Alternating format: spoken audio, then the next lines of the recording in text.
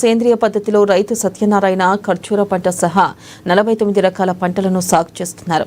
15 ఎకరాల వ్యవసాయ భూమిలో ఖర్జూర పంట 49 రకాల ఔషధ గుణాల పండ్లను పండిస్తున్నారు. ఇక అనేక పోషక విలువలు, ఫైబర్ గుణాలు ఖర్జూర పండ్లలో ఉంటాయని, ఈ పండ్లను తినడం వల్ల క్యాన్సర్ రాకుండా ఉంటుందని సత్యనారాయణ అన్నారు. ఇక తక్కువ ధరలకు ఖర్జూరాను జిల్లా వాసులకు అందించడమే తమ ముఖ్య ఉద్దేశమని అన్నదాత స్పష్టం చేశారు. భవిష్యత్తులో ప్రభుత్వం సహాయక సహకారాలు అందిస్తే ఈ పంటను బయట దేశాలకు కూడా ఎగుమతి చేస్తానని రైతు సత్యనారాయణ వివరించారు.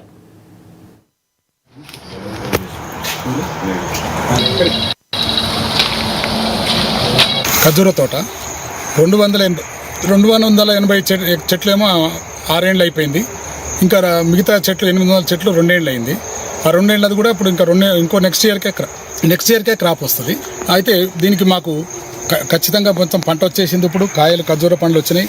మా దగ్గర ఇట్లా ట్రైన్ 2 ఫ్యామిలీస్ ఉన్నారు ఇక్కడ. అది కాకుండా రోజులో ఒక 20 మంది వర్కర్స్ పనిచేస్తుంటారు. దీంతో కాయలు కడతాం కానీ, కాయలు గెలలు కడతాం కానీ, కాయలని హార్వెస్టింగ్కి అంత రెడీగా ఉన్నది. ఈరోజే మార్కెటింగ్ స్టార్ట్ చేసినాము.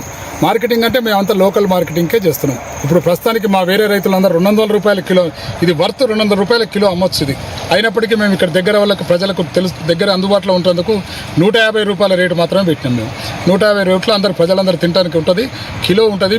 నేను చెప్తున్నా కదా, నేను కూడా డైట్ కంట్రోల్ చేసుకుంటా.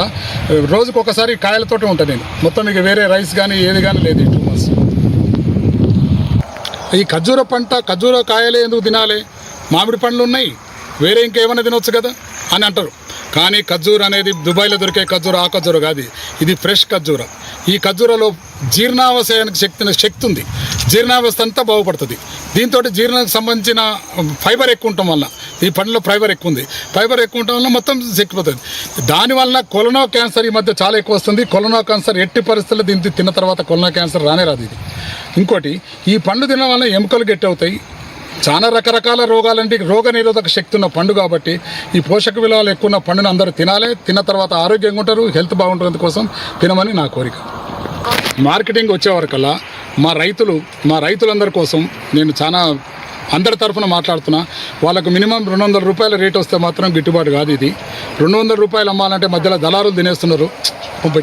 హలో, 200 రూపాయల కంటే ఎక్కువ రేటు 200 రూపాయలు కాదు కదా, అసలు దళారులు మధ్యలో తింటారు. కాబట్టి ఒరిజినల్గా 200 రూపాయలు రావాలి. దానికోసం ప్రభుత్వం ఏదన్నా దానికి ఒక ప్లాన్ చేసి ఒక మార్కెటింగ్ వ్యవస్థను తీసుకొచ్చి అక్కడ నిలబెట్టి రైతులకు అందరికీ 200 రూపాయలు వచ్చేటట్టు చేస్తే రైతులందరూ బాగుపడతారు, బయటపడతారు. లేకుంటే తమ సమస్యలు పరిష్కరించాలంటూ నిజామాబాద్